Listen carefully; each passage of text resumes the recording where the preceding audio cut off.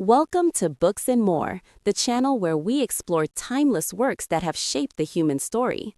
Today, we journey into The History of the Decline and Fall of the Roman Empire by Edward Gibbon, a monumental masterpiece of historical writing. With its sweeping narrative, sharp intellect, and profound reflections on power, virtue, and decay, Gibbon's work remains one of the greatest achievements in literature. Join us as we uncover the rise, the glory, and the eventual collapse of one of the world's most extraordinary civilizations. Introduction. From the very beginning of this work, I understood that the history of the decline and fall of the Roman Empire is a subject both immense and inexhaustible, one that demands patience, devotion, and an unceasing spirit of inquiry. The pages the reader now holds are the result of many years spent examining, comparing, and weighing sources in an effort to portray a historical drama that stretched across more than a millennium, from the empire's height under the Antonines to the final catastrophe at Constantinople. I have sought not merely to present isolated events, but to weave them into a vast tapestry where politics, culture, religion, and human nature intertwine to shape the fate of an entire civilization. Even at the outset, I must acknowledge that no people have ever matched the Romans in the extent of their dominion or the durability of their institutions. Their administrative genius created a world in which law, military discipline, public works, and a spirit of pragmatic order defined the lives of nations across 3 continents. Yet, within this appearance of permanence lay the seeds of decay. The stronger the empire grew, the easier it was for its citizens to become complacent. The wealthier it became, the more it encouraged habits of indulgence. The more its borders expanded, the more vulnerable it became to new enemies abroad and corruption within. To examine this transformation is not to condemn, but to understand a deeper truth. Every great power, however brilliant, is bound to the natural cycle of rise and decline. Throughout my research, I have relied on surviving authors, legal codes, correspondence, and the physical remnants scattered across Europe, Asia, and Africa. Still, I remain aware that ancient writers often carried prejudices, religious, political, or personal. Thus, the historian's task is not only to collect facts, but to sift, compare, and question. History is not a perfect mirror of the past. It is a careful reconstruction built from fragments left behind. I hope the reader understands that every conclusion I draw is the product of deliberation, though I admit the limitations of all available evidence. The method of presentation is equally important. I have not wished to recount history in the dry manner of a chronicle, merely listing rulers and dates. Instead, I aim to highlight the continuity of causes and consequences, from the benevolent rule of the wise emperors to the tyranny of their unworthy successors, from the harmony of the provinces to the fissures created by taxation, military pressure, and corruption, from the old pagan traditions to the rise of Christianity, which reshaped the spiritual and political character of the empire. This shift in religion is treated not as an object of praise or blame, but as a phenomenon of immense historical influence. It is also essential to understand that decline is not an event, but a process, slow, intricate, and often contradictory. During the centuries of decay, many emperors still won victories, cities flourished, ideas blossomed. The empire did not fall in a thunderclap, but faded like a long dusk. Thus, I refrain from severe judgments and instead invite the reader to reflect on the forces that brought destruction to a power once thought eternal. And, perhaps, in doing so, we may find lessons for our own age about the dangers of excess, the fragility of political virtue, and the hidden costs of prosperity. Finally, I express the hope that this work, though primarily a history of the past, may also serve as a mirror for the present. If the reader finds in these pages not only a deeper understanding of Rome, but also of the world we inhabit, then the many years I have devoted to this labor will not have been spent in vain. Chapter 1. The extent and grandeur of the Roman Empire in the age of the Antonines. In surveying the Roman Empire at the height of its power, one must first stand upon the summit from which its long decline would later begin.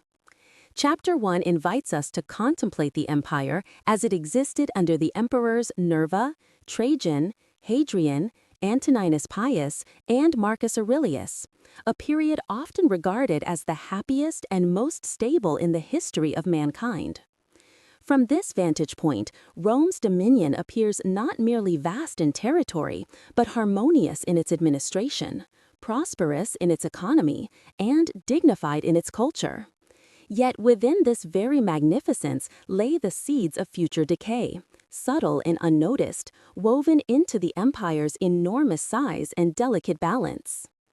Under the Antonines, the Roman Empire embraced nearly the whole known world. No ancient polity had encompassed such a diversity of climates, peoples, and landscapes under a single authority. To the west, the Atlantic Ocean traced the coasts of Gaul and Hispania, forming a natural frontier. To the north, the Rhine and Danube separated the civilization of Rome from the forests and warlike tribes of Germania. To the east, the Euphrates marked the boundary between Rome and the Parthian monarchy, a rival equal in pride, though not in discipline or stability. To the south, the Sahara Desert formed an eternal barrier beyond which even Roman ambition could not comfortably advance. Within these limits lay a world united by law, governance, commerce, and the far-reaching influence of Roman culture. This immense territory was bound together by a system of roads so remarkable that their fragments still command admiration. They stretched across mountains, deserts, and plains with a precision and durability unmatched by any ancient infrastructure. Soldiers could move swiftly to troubled frontiers, couriers could transmit imperial orders with surprising speed, and merchants could carry goods across distances that once separated entire civilizations. The empire's physical unity, its arteries of stone, served as the foundation of its political unity. Communication made governance possible, mobility made order enforceable. The cities of the empire, though diverse in origin, shared a common Roman character. Rome, of course, remained the center, the beating heart whose splendor astonished both citizens and barbarians. Yet Alexandria rivaled her in learning, Antioch in luxury, and Carthage in commercial spirit.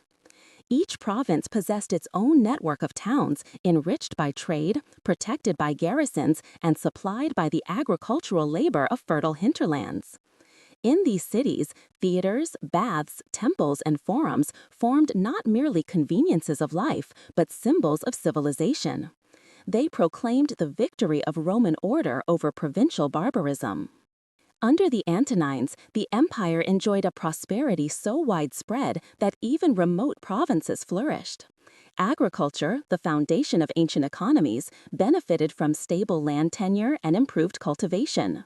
Vast estates increased production. Smaller farms, though sometimes overshadowed, found steady markets in nearby towns.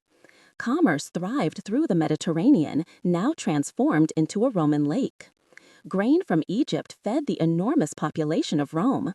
Wine and oil from Hispania and Gaul circulated throughout the empire. Silk, spices, and precious goods traveled from the east through Syrian merchants before entering Roman markets. The sea lanes were policed, the roads maintained, and a vast network of customs and tariffs ensured both revenue and fairness. But prosperity alone does not guarantee stability. What truly distinguished this era was the wise and moderate rule of the Antonines. They governed not to aggrandize themselves, but to preserve the peace and happiness of their subjects. Their administration rested upon long-standing republican forms, though adapted to imperial necessity. Legally, the Senate still held prestige. Ceremonially, the people still retained their ancient titles. But in reality, supreme authority resided in the emperor. Yet this authority was exercised with restraint. The emperors respected the Senate, honored tradition, and avoided unnecessary displays of power.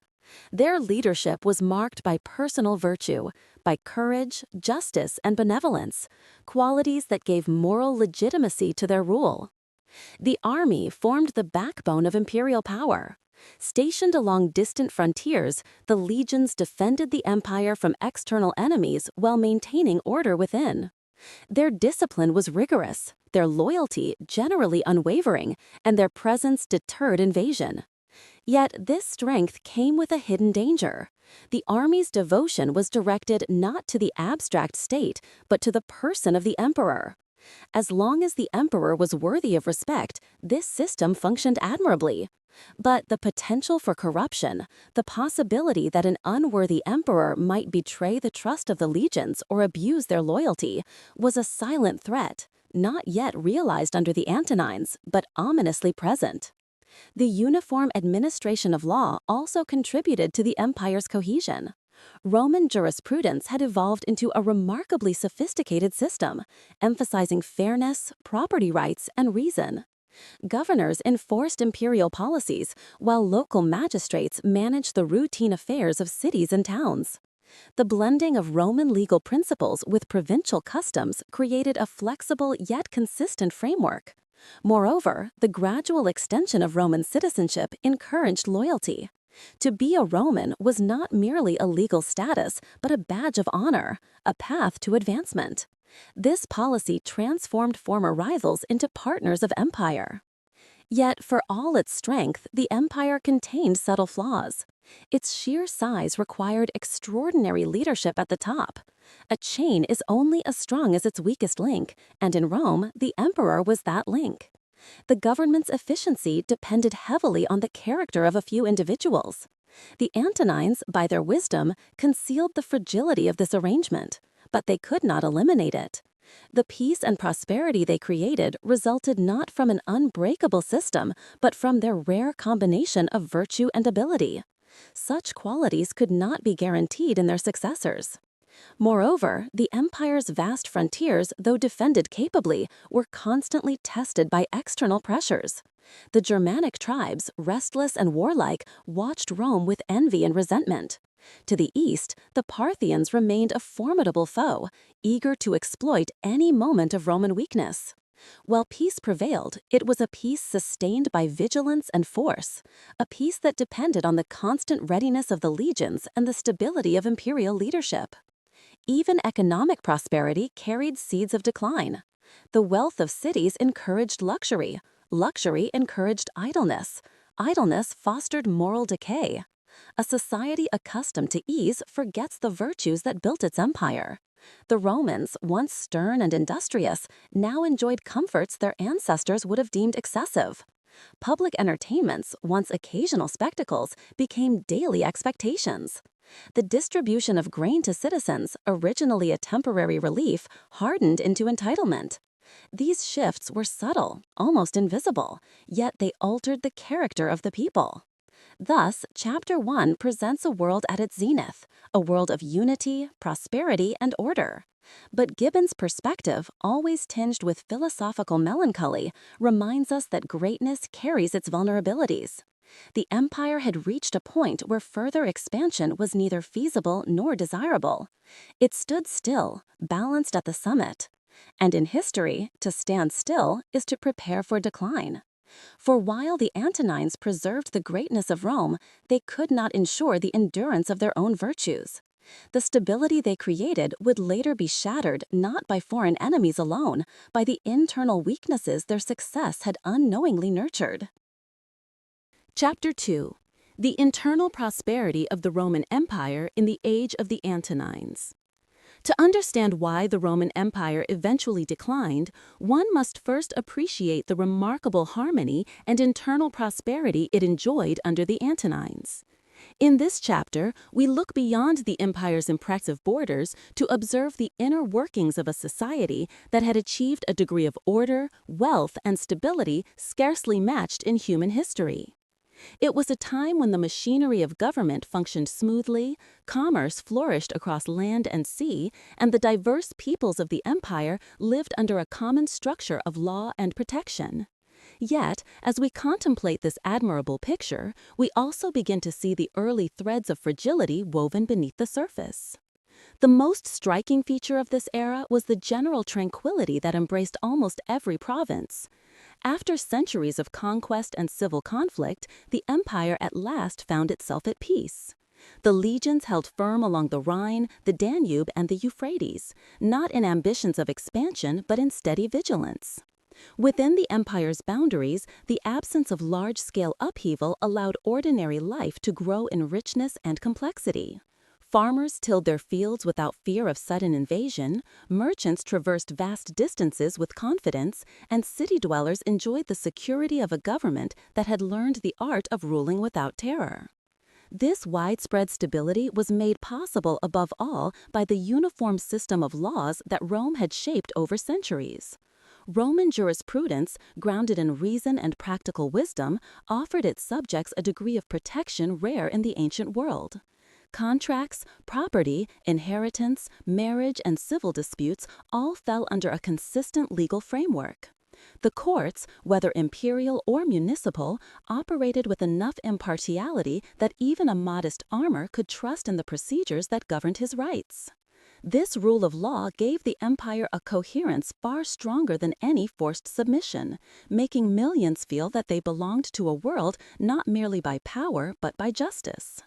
Commerce was another pillar of prosperity. The Mediterranean, once a contested sea, had become Rome's private highway, patrolled by her fleets and kept free from pirates. Grain from Egypt, indispensable to the life of Rome, arrived in immense convoys. Oil, wine, and metal from Spain poured into markets across the provinces. Fine fabrics, spices, and precious wares traveled from the east through Syria into the Roman heartland. This vast interchange of goods created wealth not only for merchants, but also for the countless laborers, artisans, sailors, and farmers whose livelihoods depended on it. The roads of the empire, those enduring monuments of Roman engineering, played a vital part in unifying the provinces. Straight, paved, and carefully maintained, they stretched over mountains and across deserts, linking distant communities to one another and to the imperial center. Through them moved armies, messengers, governors, tax collectors, scholars, and traders. They brought a sense of connection to people who might otherwise have felt remote from Rome. Even in the farthest provinces, citizens experienced a shared culture and administrative order and the knowledge that they were part of a great whole. The cities reflected this unity and prosperity with particular brilliance. Each province possessed centers of civilization where public buildings, theaters, temples, baths, and markets formed the backdrop of daily life. These cities, though diverse in custom and origin, all bore the imprint of Roman taste. Spacious forums, colonnaded streets, and administrative buildings suited to efficient governance. These cities, though diverse in custom and origin, all bore the imprint of Roman taste.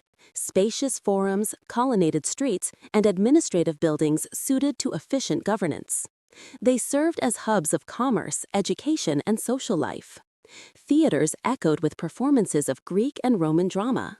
Libraries gathered works of philosophy and science. Public baths became venues where the rich and poor mingled in rituals of cleanliness and conversation. It was in these cities that the Roman way of life took its fullest shape. Agriculture, though less glamorous than urban life, was the foundation of the empire's wealth. The fertile plains of Gaul, the rich soils of Africa, and the river valleys of the East produced abundant harvests. Large estates, worked by slaves or tenant farmers, formed the economic backbone of many provinces. While the system of slavery raises moral concerns, it must be acknowledged that it contributed significantly to the agricultural output that sustained the empire. Despite its injustices, the system operated with a degree of stability. Slave revolts had diminished, and owners increasingly saw wisdom in treating their laborers with moderation, ensuring productivity through humane management rather than harsh coercion. Yet beneath these admirable features lay subtle weaknesses. Prosperity itself can become a source of fragility. The more accustomed people grew to ease, the less prepared they became for hardship. Wealth encouraged luxury, and luxury encouraged complacency. Citizens of Rome, once hardened by the virtues of discipline and simplicity, now sought pleasure in constant entertainments, in public spectacles, and in the distribution of grain that had become a right rather than a temporary relief. Such habits dulled the civic spirit that had once animated the Republic and early empire. Another vulnerability lay within the army. Though it remained disciplined and formidable, the long peace had inevitably softened the martial qualities of both soldiers and commanders. The legions, no longer sharpened by continuous warfare, began to see themselves not merely as defenders, but as arbiters of political fate. Their loyalty, while dependable under the Antonines, carried within it the dangerous potential for future manipulation. A powerful army devoted to the emperor could transform into a perilous force should that devotion ever be misguided, exploited, or betrayed. The administrative system, though efficient under wise emperors, relied heavily on the character of the men at its head. The central authority of the emperor ensured unity, but it also meant that a single misguided ruler could undermine the stability of the entire edifice. The Antonines, by their virtue, concealed this inherent weakness, but they could not remove it. The moment the imperial throne fell into the hands of a corrupt or incompetent successor, the delicately balanced machine would tremble. Nevertheless, during the age of the Antonines, these weaknesses remained largely hidden beneath the empire's impressive achievements. To the people who lived within its borders, life seemed secure, prosperous, and just. Cities bustled with activity, harvests were plentiful, and the roads carried travelers safely across thousands of miles. The empire offered a rare combination of order and opportunity, allowing its diverse inhabitants to flourish under a shared political framework. Thus, Chapter 2 portrays a world radiant with stability and wealth, a world that seemed destined to endure. Yet from the historian's perspective, this prosperity is tinged with the quiet understanding that such perfection cannot remain untouched by time. The empire's inner harmony, though remarkable, depended on moral strength and administrative discipline that could not be guaranteed forever. Peace allowed society to mature, but it also created conditions in which complacency, excess, and hidden vulnerabilities could grow. The internal prosperity of the Roman Empire, therefore, stands not only as a testament to its greatness, but as a prelude to its decline. For it is precisely in moments of greatest triumph that the forces of decay begin their silent work, preparing the stage for the inevitable transformation that history demands. Chapter 3: The Constitution and Structure of Imperial Power under the Antonines. In contemplating the constitution of the Roman Empire during the age of the Antonines, one discovers a political system that concealed absolute authority beneath the graceful forms of an older republic. It was neither the fierce democracy of early Rome nor the open despotism of later ages, but a carefully balanced arrangement in which tradition soothed the reality of monarchy. This chapter examines that intricate structure, its strengths, its hidden weaknesses, and the delicate moral foundation upon which the empire's stability depended. Under the Antonines, this system produced order and prosperity, yet its very design foreshadowed the dangers that would one day bring Rome to ruin. Though the emperors held supreme power, they inherited institutions hallowed by centuries of Roman memory. The Senate still convened, adorned with dignity and ritual. Magistrates still bore the venerable titles of consul, praetor, and quaestor. The people still elected certain officials and affirmed ancient ceremonies. To a casual observer, Rome might have appeared a republic, strengthened rather than extinguished. But substance had shifted beneath the surface. Real authority rested entirely in the emperor, who commanded the army, administered the provinces, controlled finances, dispensed justice, and wielded the sacred authority of imperium that made him the final judge in all matters. Yet what distinguished the Antonine age was not the concentration of power itself, but the moderation with which it was exercised. These emperors understood that the legitimacy of monarchy in Rome depended on restraint. They preserved the Senate's dignity, consulted it on important matters, and avoided unnecessary affronts to its pride. They allowed municipal institutions to flourish and permitted local elites to participate in governance. They ruled less as conquerors than as guardians of a vast and varied world. This partnership between imperial authority and republican form gave the empire a sense of continuity that soothed the anxieties of those who remembered a freer past. The military, however, remained the true foundation of imperial power.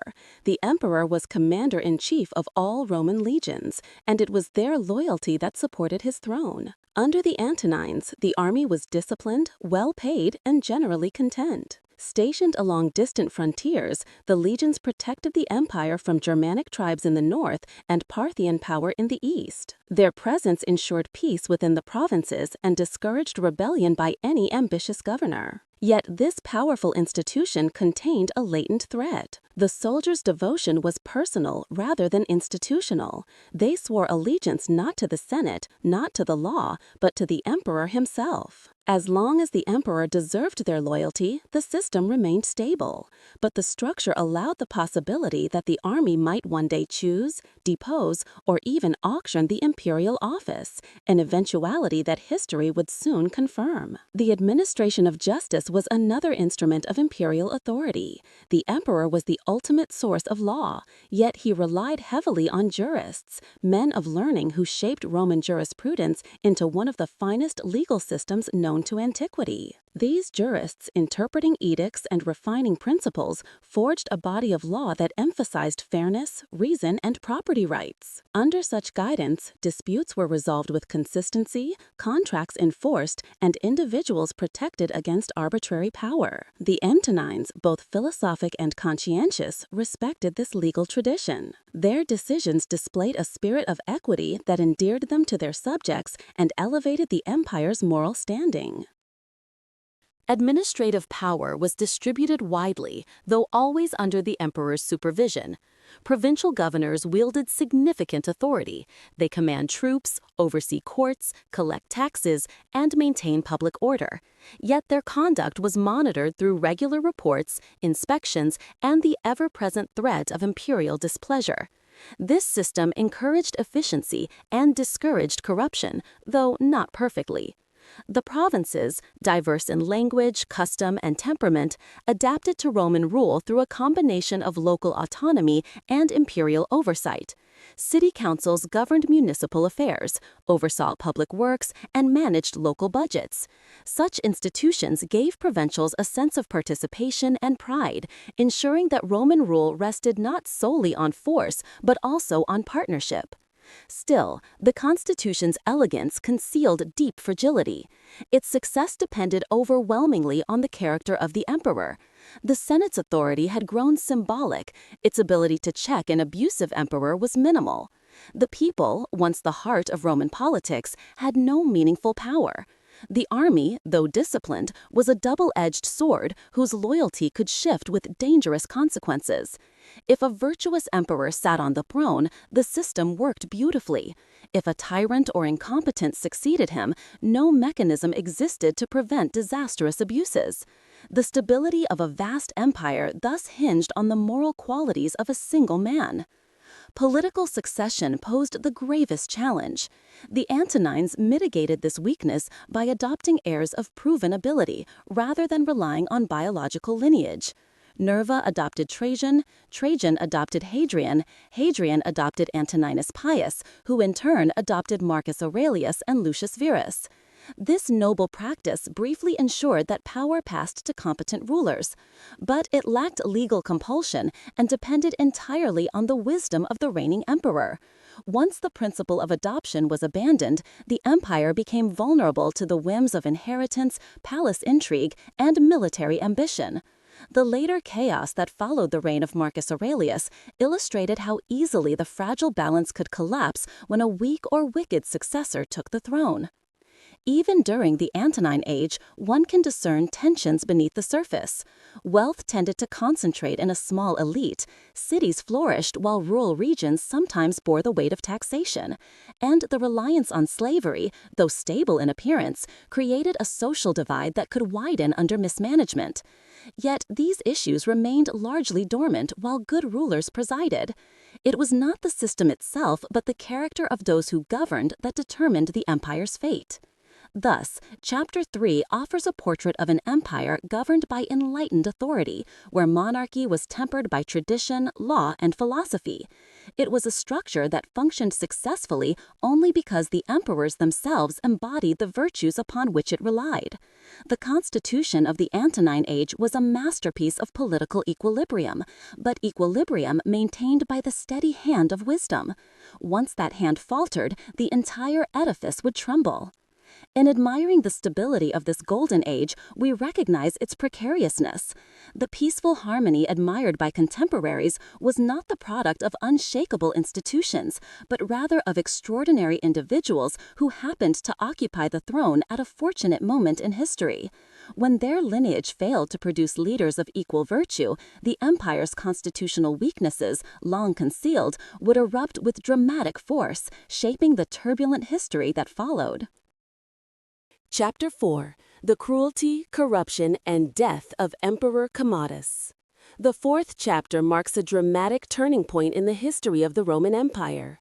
In leaving behind the enlightened reigns of the Antonines and entering the era of Commodus, we move from a world governed by reason and virtue to one dominated by caprice, vanity, and violence. What had been a stable constitution, upheld by emperors devoted to duty, was suddenly entrusted to a man whose character made him wholly unworthy of the immense responsibilities he inherited. This chapter, therefore, recounts not merely the fall of a single ruler, but the moral collapse that began at the very heart of Roman power. Commodus, the son of Marcus Aurelius, ascended the throne as the first natural heir after a long succession of adopted emperors. His father's example had embodied the highest ideals of Stoic philosophy: self-restraint, justice, and dedication to the public good. Commodus inherited none of these virtues. From his youth, he showed signs of indulgence, vanity, and a temper inclined to cruelty. Raised in the luxury of the imperial court, he had not been shaped by the trials that build character. Instead, he regarded the empire as a wealth-producing inheritance rather than a solemn charge. Upon taking power, Commodus quickly abandoned the disciplined habits of governance. He withdrew from affairs of state, leaving the burden of administration to whichever favorites happened to amuse or flatter him at any given moment. Perennis, Cleander, and other cronies ascended to positions of extraordinary influence. Each used the emperor's trust to enrich himself and terrorize competitors. Offices of state were openly sold, provincial governorships were auctioned to the highest bidder, and justice became a commodity reserved for those who could afford it. Through this corruption, the stability achieved by the Antonines began to erode, as the empire drifted under the control of unscrupulous opportunists. While others governed, Commodus devoted himself to pleasures that shocked Rome. He fancied himself a reincarnation of Hercules, donning the lion skin and wielding the club in public processions. This was not mere theatricality. It was a declaration that he deserved divine worship, and he forced senators and citizens alike to bow before his grotesque self-image. Even more disturbing were his appearances in the arena, where he fought as a gladiator to the delight of the mob and the horror of the aristocracy.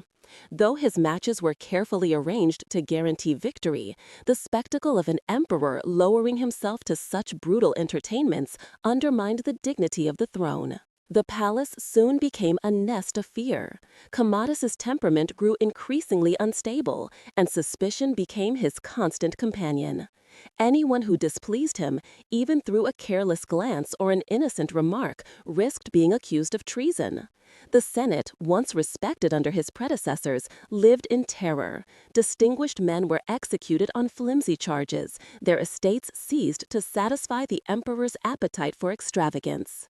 His cruelty was not the calculated tyranny of a political mind, but the impulsive brutality of one intoxicated by absolute power.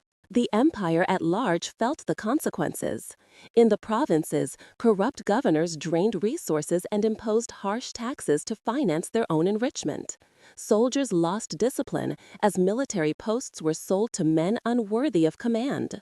The Praetorian Guard, empowered by constant bribes, became the real arbiters of imperial favor. Disorder simmered beneath the surface, and revolts broke out in various regions. Though these were suppressed, the mere fact that they arose demonstrated how far Rome had fallen from the stability of the Antonine years. Eventually, Commodus's violence extended even to those closest to him. Grandeur, once his trusted minister, was sacrificed to appease a furious populace after a famine was blamed on his greed. The emperor remained unmoved by the deaths of friends or allies. He simply replaced them with new favorites, who in turn abused their authority until they too were destroyed. This cycle of corruption and bloodshed weakened the entire administrative structure of the empire, as no official dared perform his duties honestly when survival depended on pleasing a capricious master. The emperor's instability grew to the point where he contemplated renaming Rome in his own honor and beginning the calendar anew with the year of his accession. To flatter him, statues were erected throughout the city, portraying him as a demigod.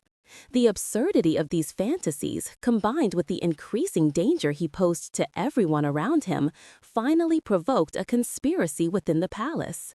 Marcia, his mistress, Latus, the commander of the Praetorian Guard, and Eclectus, his chamberlain, resolved to end his mad reign for the safety of the empire and for their own survival. They first attempted to poison him, but the dose was insufficient. When the plot seemed at risk of discovery, they summoned a professional wrestler named Narcissus, who entered the emperor's chamber under the pretense of assisting him and strangled him in his bath. Thus ended the life of Commodus on the last night of the year 192. His death ended the Antonine dynasty and plunged the empire into immediate uncertainty, for the throne had been left without a legitimate heir, and the Praetorian Guard was poised once again to assert its corrupt influence. The legacy of Commodus is not merely that of a tyrant, but of a turning point in Roman history. His reign revealed the fatal weakness of the imperial constitution. The empire's stability depended entirely on the character of the man at its head. The careful balance maintained by his virtuous predecessors was shattered, and the army, the Senate, and the provinces all felt the tremors of the collapse. Under Commodus, Rome learned that no institutional structure, however well designed, can withstand the corrosive force of a ruler who combines incompetence with cruelty. Chapter 4 thus stands as a moral lesson as much as a historical narrative. It warns that the greatest danger to a powerful state is not external invasion, but internal corruption, especially when the seat of absolute authority is occupied by one who lacks discipline, virtue, and respect for the institutions he commands. The empire survived Commodus, but it would never fully recover the harmony of the Antonine age. The door to turmoil had been opened, and through it would soon march the chaos that defined Rome's troubled 3rd century. Chapter 5: The Public Sale of the Empire and the Rise of Didius Julianus. The 5th chapter unfolds one of the most extraordinary and disgraceful episodes in Roman history. The moment when the Praetorian Guard, corrupted by greed and unrestrained by discipline, auctioned the Roman Empire to the highest bidder. It is a scene that reveals, with painful clarity, the moral decay that had taken root at the heart of the imperial system. After the murder of Pertinax, an emperor whose brief reign had promised a return to order, the imperial palace became not a symbol of Roman dignity, but the prize in a sordid contest driven entirely by avarice. Pertinax, despite his good intentions, fell victim to the very force meant to protect him. His efforts to restore discipline among the Praetorian Guard offended soldiers who had grown accustomed to indulgence under Commodus. In their fury, they stormed the palace and slaughtered him. Yet the crime, shocking as it was, merely set the stage for a far greater outrage. As the Praetorians gathered within their fortified camp, lacking leadership and guided solely by self-interest, they realized that, having destroyed the emperor, they now possessed the power to create another. And in their degraded imagination, this power became a commodity, one they intended to sell. The first to approach them was Titus Flavius Sulpicianus, the prefect of Rome and father-in-law of the murdered Pertinax. He sought to calm the soldiers and restore order, but quickly perceived that no moral argument would reach them. They wanted money, not reason. Sulpicianus therefore offered each soldier a considerable donative as the price of his elevation to the throne. His proposal might have succeeded had not fortune or folly brought a rival to the gates, Marcus Didius Julianus, a wealthy and aging senator, driven more by vanity than ability. Julianus had been dining when news arrived that the empire was for sale. Urged by his ambitious wife and daughter, he rushed to the Praetorian camp, where he found himself locked out while Sulpicianus bargained within. From outside the walls, Julianus shouted his bid upward, raising the offer with each exchange. What followed resembled a grotesque market rather than the solemn selection of a ruler. Two nobles, each unworthy of the imperial office for very different reasons, competed over the lives and welfare of millions, appealing to soldiers who cared for nothing but the highest payment. In this shameful contest, Julianus triumphed by promising an immense sum to every member of the guard. The gates opened. He entered not as a beloved leader, nor even as a victorious general, but as a purchaser who had struck a bargain. The Praetorians hailed him emperor with the same enthusiasm that merchants might show to a buyer of their wares. They then escorted him to the Senate, intimidating the senators into recognizing a ruler they despised. Rome watched with horror as Julianus was proclaimed Augustus. Citizens cursed him as he passed. Some fled indoors to avoid witnessing the spectacle. Others prayed for the intervention of a more honorable military power. No emperor in Roman history began his reign with such universal contempt. Julianus, despite his wealth and vanity, lacked both military talent and political courage. His accession exposed not strength, but weakness in every corner of the empire. The legions on the frontiers, seasoned soldiers who held themselves to a higher standard than the decadent Praetorians, were outraged by the news that their country had been auctioned like a slave at market. They reacted with indignation, and three powerful commanders were soon proclaimed emperor by their troops: Pescennius Niger in Syria, Clodius Albinus in Britain, and most importantly, Septimius Severus in Pannonia.